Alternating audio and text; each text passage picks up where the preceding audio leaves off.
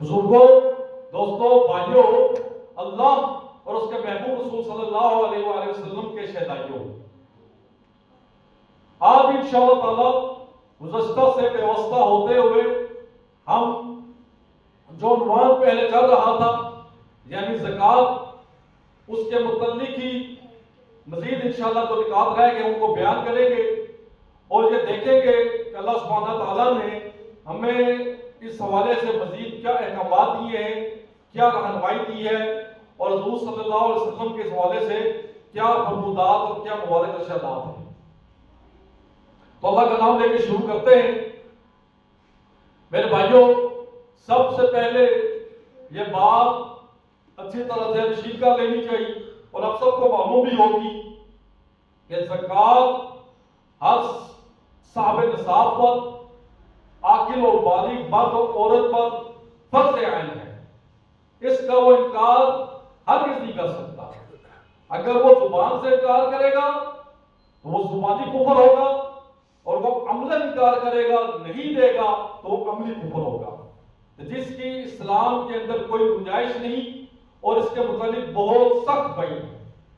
تو اس لیے زکوٰۃ کا دینا ہر مسلمان پر، وہ بالغ ہونا چاہیے، صاحب نصاب ہونا چاہیے، اس پر فرض عین ہے، نمبر 1۔ نمبر 2، یہ بات بھی اچھے طرح سے ذہن نشین رہنی چاہیے کہ جو بھی مال، جو بھی سرمایہ، جو بھی رقم زکوٰۃ کی مد میں نکالی جائے گی، یا صدقہ و خیرات کی مد میں نکالی جائے گی، تو اس کے لیے نہایت ضروری ہے کہ وہ حلال مال ہو، پاکیزہ مال ہو، اور حلال اور پاکیزہ ذرائع سے اس کو کمایا گیا ہو، حرام کا نہ ہو۔ حرام سے کمائی کی آمدنی سے نکالی گئی زکوٰۃ وہ کسی طور پر بھی اللہ کے ہاں سند قبولیت حاصل نہیں کر سکتا، کوئی اس کا ثواب ہرگز نہیں مل سکتا، بلکہ ان کا وبال بھی بن سکتا ہے۔ اس لیے نہایت ضروری ہے کہ ہمیشہ پاکیزہ مال اور حلال مال جو حلال ذرائع سے کمایا ہو اس میں سے زکوٰۃ نکالی جائے، نہ کہ حرام سے۔ حضور صلی اللہ علیہ وسلم نے ارشاد فرمایا کہ اللہ طیب ہے یعنی پاک ہے اور طیب چیزوں کو پسند کرتا ہے، لہذا جب طیب مال سے، طیب کمائی سے نکالا جائے گا تو وہ قبول ہوگا اور اسی کے نتیجے میں بھلا ملے گی ہم کو دنیا اور آخرت۔ تو یہ اس کے لیے نہایت ہی بنیادی شرط ہے۔ اب ہم یہ دیکھتے ہیں کہ زکوٰۃ نکالنے سے اخروی طور پر ہمیں کیا فائدہ ہوتا ہے اور دنیاوی لحاظ سے یہ ہمارے لیے کس قدر باعث برکت اور بعد میں اضافے کا باعث بنتی ہے۔ تو محترم سامعین، ناظرین، ہم اس حوالے سے یہ دیکھتے ہیں کہ دنیا میں انسان کے پاس، اور یہ ہو سکتا ہے کہ 2 تجوریاں ہوں، تو ایک تجوری میں اس نے سرمایہ رکھا ہوتا ہے اور ایک تجوری خالی ہوتی ہے۔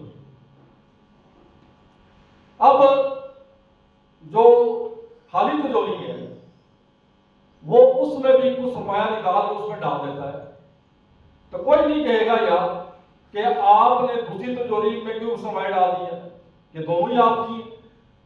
اسی طرح سے ہر انسان کی 2 تجوریاں ہوتی ہیں، ایک دنیا کی زندگی کی تجوری اور ایک آخرت کی تجوری۔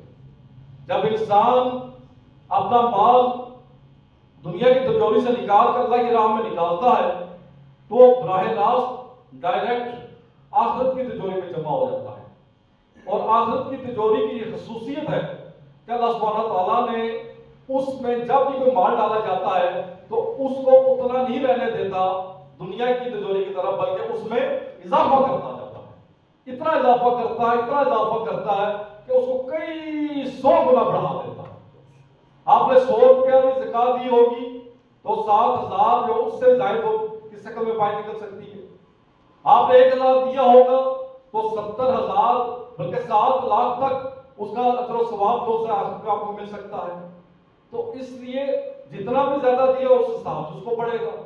اسی وجہ سے سیدنا مولا علی علیہ السلام کا قول ہے، نہجۃ البلاغہ میں آیا کہ آپ فرماتے ہیں کہ جب تم اللہ کی راہ میں دو تو کھلے دل کے ساتھ ہو، کیونکہ جو مال تم نے دیا وہ اگرچہ اس بات کو کوئی دوسرا کر رہا ہے لیکن ہے تو حقیقت میں تمہارا مال اور آخرت میں تمہارے کام آئے گا. جتنا زیادہ دیا ہوگا اتنا زیادہ تمہارا کام آئے گا. لہذا جب بھی دو کھلے دل کے ساتھ دو تاکہ زیادہ سے زیادہ مال آخرت میں تمہارا جمع ہوا ہو اور آخرت میں زیادہ سے تمہارے عذاب جہنم سے بچنے کے امکانات ہو وہ روشن ہو سکے.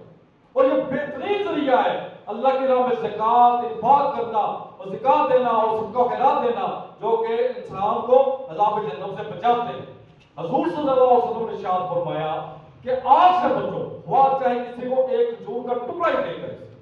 کیوں کہ ذرا سا بھی صدقہ ذرا سی بھی زکوٰۃ سب سے بہترین ڈھال بن جاتی ہے عذاب الہی سے آپ کو بچانے کے لیے.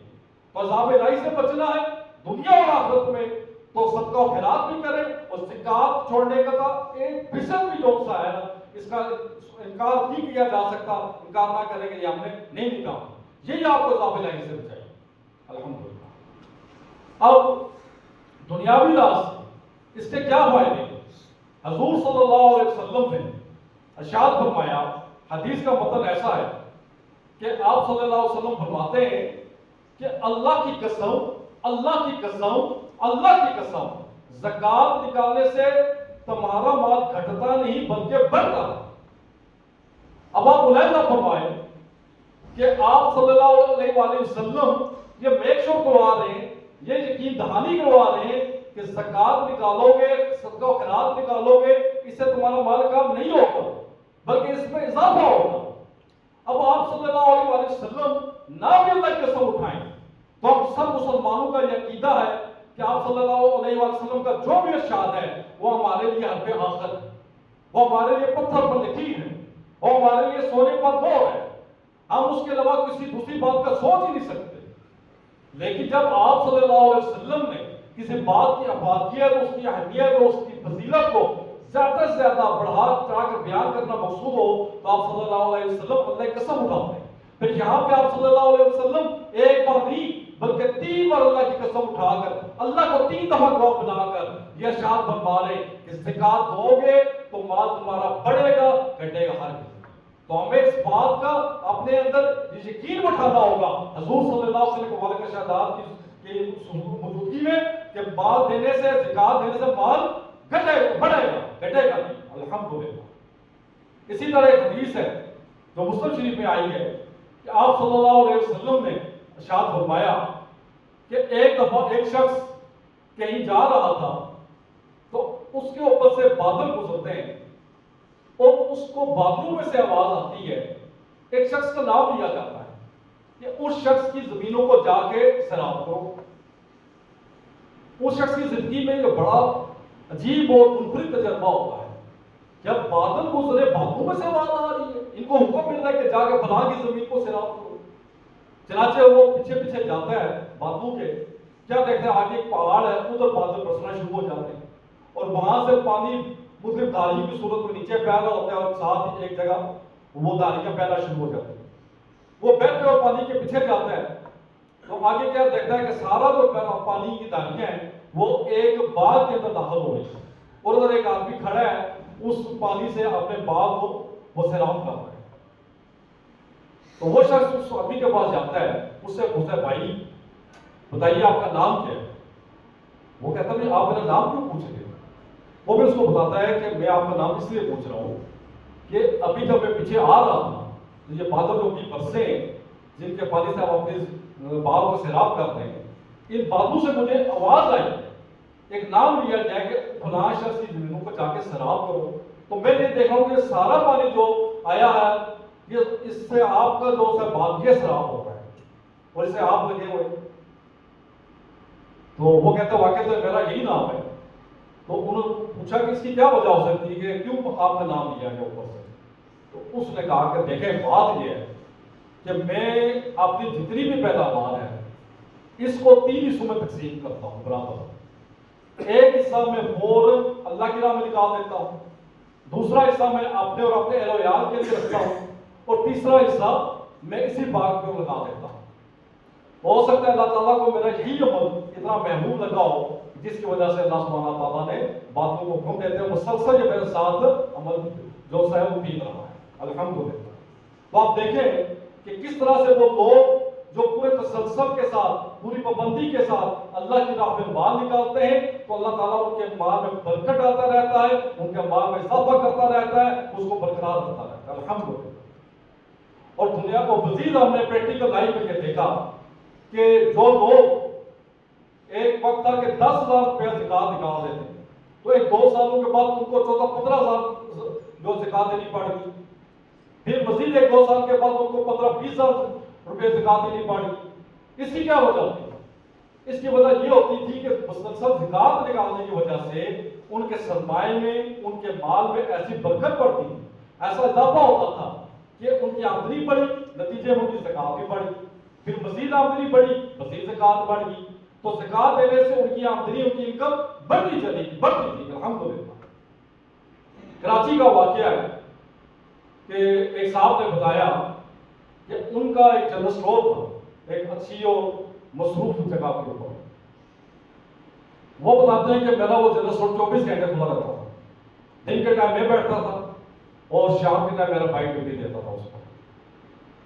تو کہتے ہیں دن کو تو کام بہت اچھا ہوتا تھا لیکن جو رات کا کام اتنا زیادہ نہیں تھا ہوتا۔ مزید ہے کہ کبھی ہم نے زکات بھی دی، کبھی اس کے اوپر سوچا بھی کہ ہمارے پاس اتنا مال پڑا ہوا ہے، اس کی ہم نے زکات بھی نکال دی۔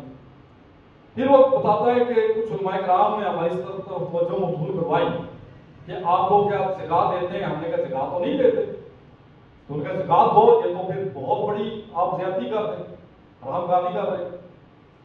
تو انہیں اپنی غلطی کا احساس ہوا، وہ کہتے ہیں ہم نے پھر ان کے مشورے کے بعد 3 دن دکان بند رکھی۔ 3 دن ہم نے مسلسل پورے اس مال کا جو 1 سال سے ہمارے پاس پڑا ہوا اس کو ہم نے اس کا حساب لگایا، اس کو مالیت کو کیلکولیٹ کیا اور جو زکات بنتی تھی پوری ایمانداری کے ساتھ ہم نے وہ نکال کر اللہ کے راہ میں دی۔ وہ کہتا ہے کہ جب سے ہم نے زکات نکالنی شروع کی ہے نا اس کے بعد ہمارا کام اتنا بڑھ گیا کہ پہلے سے کئی گنا زیادہ ہو گیا، اور شام کے ٹائم جو کم آتے تھے وہ بھی کئی گنا زیادہ آنا شروع ہو گئے، شام کے ٹائم ان کے بارے میں آنے شروع ہو گئے الحمدللہ۔ اور دلچسپ بات یہ ہے میرے بھائیوں کہ زکات نکالنے سے نہ صرف مال بڑھتا ہے، نہ صرف اس میں برکت بڑھتی ہے، بلکہ اللہ سبحانہ وتعالیٰ ایسے مال کی حفاظت بھی فرماتے ہیں۔ کئی افراد نے بتایا ہے کہ ان کے گھر ڈاکو آ گئے، اور آپ کو معلوم ہے کہ جو ڈاکو ہوتے ہیں ان کی سب سے زیادہ جس چیز پہ نظر ہوتی ہے، جس چیز کو فوکس کرتے ہیں وہ ہوتے ہیں قیمتی زیورات، کہ وہ زیورات لوٹیں اور وہاں سے وہ نکل جائیں۔ لیکن باوجود یہ کہ زیورات گھر میں موجود ہوتے ہیں، ڈاکو کی ان زیورات تک ایکسیس ہی نہیں ہوتا، وہ وہاں تک پہنچ ہی نہیں پاتے، وہ بغیر زیور لوٹے جو سے گھر سے چلے جاتے ہیں۔ آخر اس کی کیا وجہ ہوتی ہے؟ اس کی وجہ یہ ہوتی تھی کہ یہ وہ زیور ہوتا تھا جس کی باقاعدگی کے ساتھ زکات نکالی جا رہی ہے، پوری پابندی کے ساتھ زکات دی جا رہی ہوتی ہے۔ تو مسلسل اور پابندی کے ساتھ زکات نکالنے کی وجہ سے اللہ تعالیٰ نے اس کی حفاظت کا بھی اہتمام کر دیا کہ ڈاکو آئے بھی، زیور کا بھی موجود بھی ہے، اور پھر بھی ان کی ایسے وہاں تک نہیں ہو پا رہے، پھر وہ اس تک پہنچ نہیں پا رہے، اور بغیر زیور لوٹے تو نکل گیا وہاں سے الحمدللہ۔ تو یہ زکات دینے کی بہت بڑا فائدہ ہے کہ اللہ تعالیٰ ایسے مال میں نہ صرف اضافہ کرتا ہے بلکہ اس کی حفاظت بھی کرتا ہے اور چوروں لٹیروں ڈاکوں سے محفوظ کرتا ہے الحمدللہ۔ میرے بھائیوں، چوتھی بات یہ ہے کہ کیا وجہ ہے اللہ سبحانہ تعالیٰ نے مسلمانوں پر زکات کیوں فرض کی؟ اس کا ایک اور بہت دلچسپ پہلو، اور وہ پہلو یہ ہے کہ اللہ سبحانہ تعالیٰ یہ چاہتے ہیں کہ جو اس کے ماننے والے، جو اس کے رسول کے اوپر عقیدہ رکھتے ہیں، وہ لوگ دینے والے ہیں نہ کہ لینے والے ہیں۔ کہ جو دینے والے ہوتے ہیں ان کی علیحدہ نوعیت کا اسٹیٹ آف مائنڈ ہوتا ہے، ذہنی کیفیت ہوتی ہے، اور جو لینے والے ہوتے ہیں، جو مانگنے والے ہوتے ہیں، ان کی علیحدہ نوعیت کی مینٹیلٹی یا ذہنی کیفیت ہوتی ہے۔ جب کسی معاشرے میں لینے والوں کی اکثریت ہو جائے، مانگنے والوں کی اکثریت ہو جائے، تو ایسے لوگ بنیادی طور پر بہت زیادہ بے چین مزاج کے ہوتے ہیں۔ جب ان کو نہیں ملتا تو وہ ان کی بے چینی بڑھ جاتی ہے، وہ ادھر مچا دیتے ہیں، وہ ہنگامہ رائی کرتے ہیں، تنازعات وہاں پہ کھڑے ہو جاتے ہیں، جھگڑوں کی وہ علاقہ وہ معاشرہ ماجگاہ بن جاتا ہے اور سکون وہاں پہ نام کو نہیں رہتا۔ اس کے برعکس جس معاشرے میں اکثریت دینے والوں کی ہوتی ہے تو وہ معاشرہ باوقار لوگوں سے مزین ہوتا ہے، ایسے لوگوں سے مزین ہوتا ہے جو وسیع القلب ہوتے ہیں، ایسے لوگ خوشحال بھی ہوتے ہیں، خوشگوار ماحول میں بھی رہ رہے ہوتے ہیں، اور اللہ سبحانہ تعالیٰ ان کو دینے کی وجہ سے ان کے اندر سکون ان کو عطا فرماتا ہے، اطمینان قلب ان کو بچتا ہے، اور جھگڑے اور تنازعات وہاں پہ نہ ہونے کے برابر ہوتے ہیں الحمدللہ۔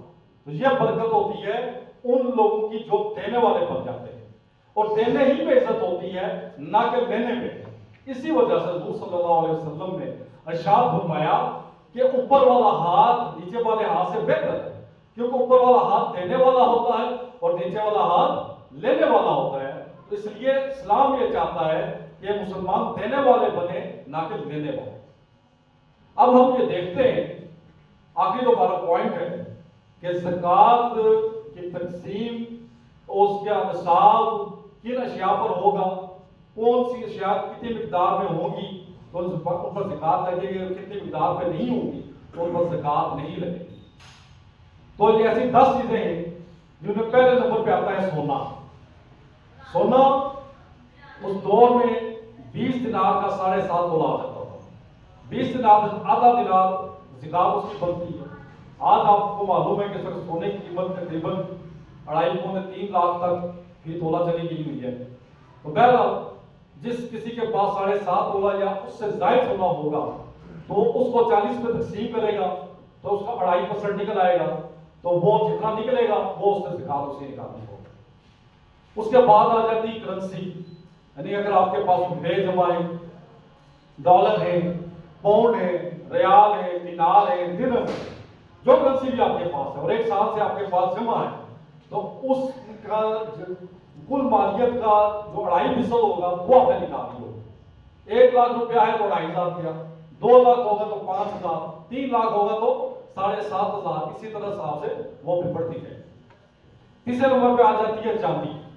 چاندی کے لیے یہ اصول ہے کہ وہ کم از کم 52.5 تولہ، یعنی 600 گرام سے کچھ اوپر بنتی ہے، تو 52.5 تولہ چاندی 1 سال سے کسی کے پاس پڑی ہوگی تو اس کو موجودہ مارکیٹ کے حساب سے آپ اس کی قیمت کا اندازہ لگائیں، اس کو کیلکولیٹ کریں، اس کو پھر 40 پہ تقسیم کریں، 2.5% نکل آئے گی، تو پھر جتنی بنے گی وہ آپ نے اس کے حساب سے زکوٰۃ نکالنی ہوگی۔